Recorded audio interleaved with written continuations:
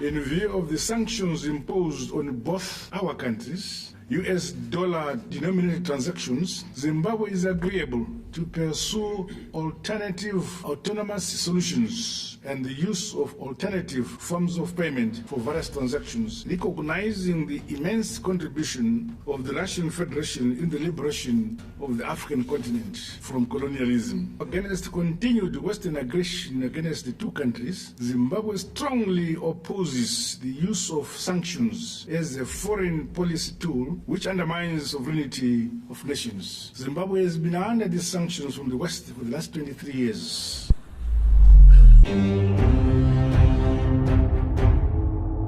Harder to further deepen bilateral trade and commercial exchanges. In this regard, the implementation of the areas reviewed at the fourth session of the Zimbabwe-Russia Intergovernmental Commission on Economic, Technical, Scientific and Trade Cooperation in May 23 must be speeded up. I acknowledge, Your Excellency, the investments in diamond mining by AROSA, which is significantly contributing to the country's development. Your Excellency, on behalf of my government and people of Zimbabwe, we are grateful for the partnership between our two countries on the project of the helicopters. We look forward to the delivery of the second batch of the helicopters. As I've always said, Zimbabwe is open for business, and I was pleased to interact with potential Russian investors at a business roundtable. Be rest assured, Your Excellency, that my government is ready to welcome more Russian companies to take advantage of the numerous opportunities which exist in the agro-industrial sectors, lithium mining,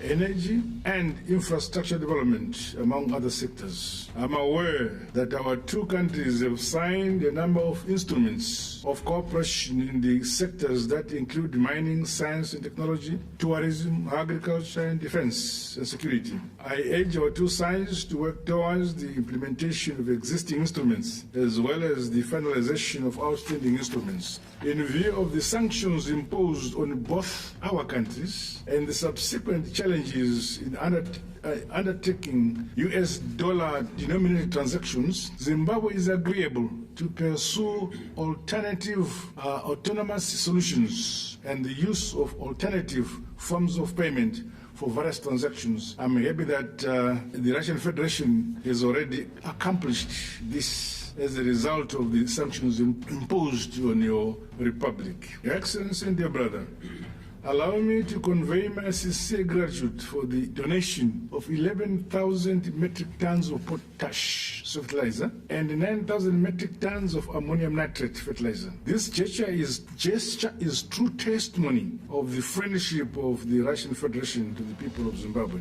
This further reflects your personal commitment to support the transformation of our country's agriculture in the attainment of food security and sovereignty.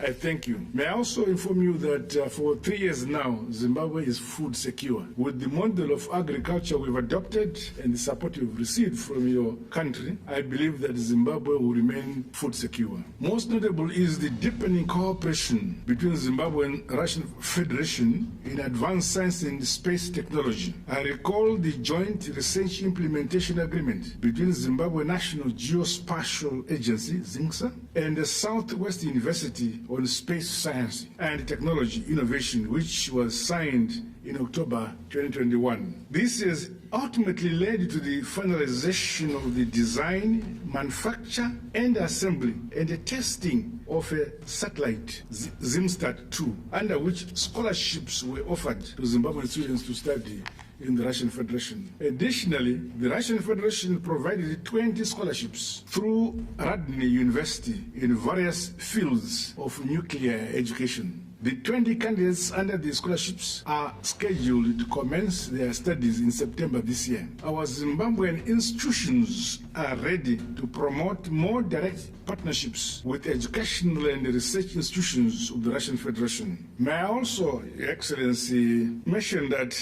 in the same vein, I acknowledge the support of the Russian Federation of the Museum of African Liberation Project being hosted by Zimbabwe, hosted for the African continent. In particular, the establishment of the Russia Solidarity Movement at the Liberation City. Further, we welcome the raising of the Russian Federation flag at the Liberation Museum site as an important symbolic gesture recognizing the immense contribution of the Russian Federation in the liberation of the African continent from colonialism. On international cooperation, Your Excellency, the solid collaboration between our two countries at multilateral fora, more so against continued Western aggression against the two countries, Zimbabwe strongly opposes the use of sanctions as a foreign policy tool which undermines sovereignty of nations. Zimbabwe has been under these sanctions from the West for the last 23 years. But as a result, we now think outside the box and use our domestic resources to grow and expand our economy. May I highlight that Zimbabwe intends to bid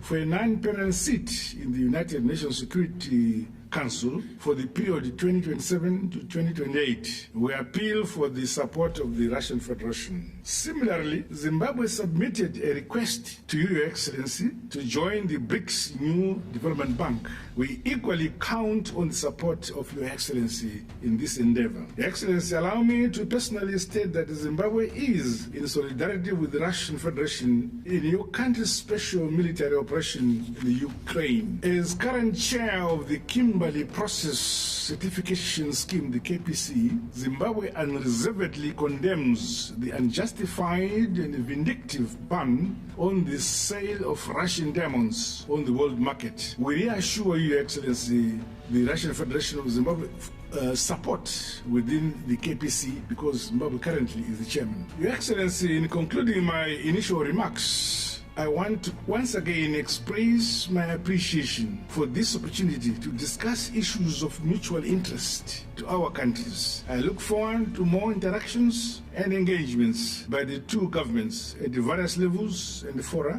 as we deepen and broaden the ties between our respective republics. I thank you, Your Excellency.